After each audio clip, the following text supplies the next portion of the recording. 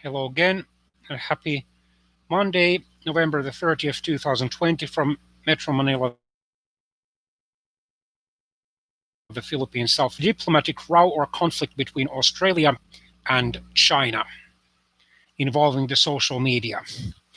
The Australian federal government, led by the Australian Liberal Party's leader, Prime Minister um, Scott Morrison, has demanded that China apologize for posting repugnant fake image. Prime Minister Scott Morrison said Beijing should be utterly ashamed for sharing the repugnant image where an Australian soldier is murdering an Afghan child. This further escalates political tensions between the two countries. The image referred to alleged war crimes by some Australian soldiers, never mind that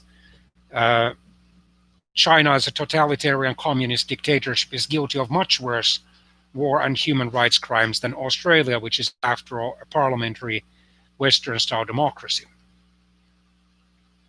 Earlier in November 2020, 39 Afghan civilians in prison in 2013.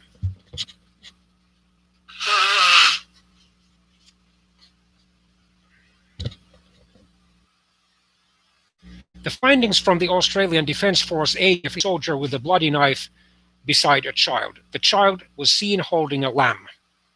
The Australian Broadcasting Corporation reported the image appeared to be a reference to an unsubstantiated rumor that elite Australian soldiers used knives to murder two Afghan teenagers. The inquiry found no evidence to support the rumors. However, it did find credible evidence of unlawful killings and a warrior culture within elite units of the Australian Army stationed in Afghanistan. The allegations included that junior soldiers were encouraged to shoot prisoners for their first kill. Mr. Zhao's tweet said, "Shocked by murder of Afghan civilians and prisoners by Australian soldiers. We strongly condemn such acts and call for holding them accountable." Well, given the fact that China, as a totalitarian communist dictatorship, is guilty of far worse and more systematic and more numerous human rights crimes, this, in my opinion, is quite hypocritical, to say the least. Australia has requested Twitter remove the post from its platform, describing it as disinformation, and rightly so. Prime Minister Morrison described the post as truly repugnant, deeply offensive, utterly outrageous. The Chinese government should be totally ashamed of this post. It diminishes them in the world's eyes, he said, and I agree. It is a false image and terrible slur on our defense forces. He went on to acknowledge that there are undoubtedly tensions between Australia and China, but said, "This is not how you deal with it." Bilateral relations have rapidly deteriorated in 2020 after Australia led calls for an investigation into the origins of the still ongoing coronavirus pandemic. And discussion is still continuing about Beijing's alleged interference in Australian affairs.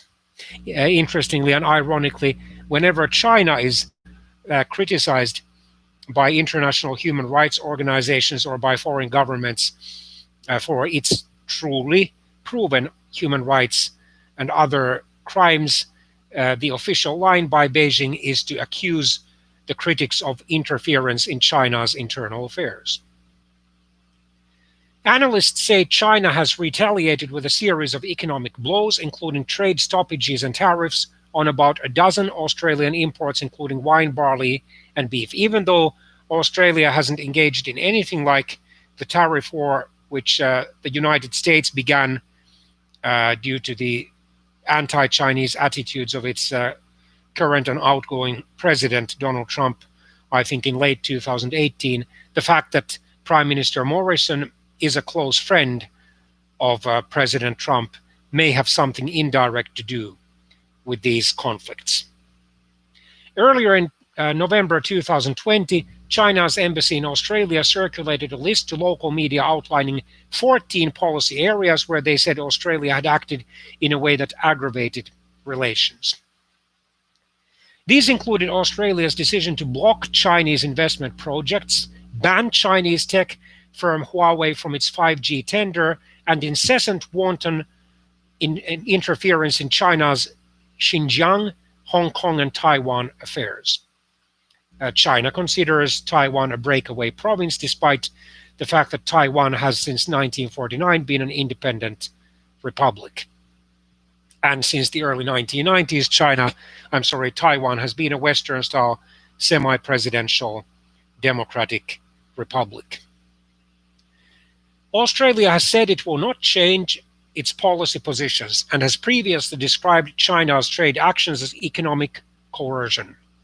On Monday, November the 23rd, Mr. Morrison, Prime Minister Morrison that is, confirmed that Australia's requests for meetings with senior Chinese ministers continued to be rebuffed.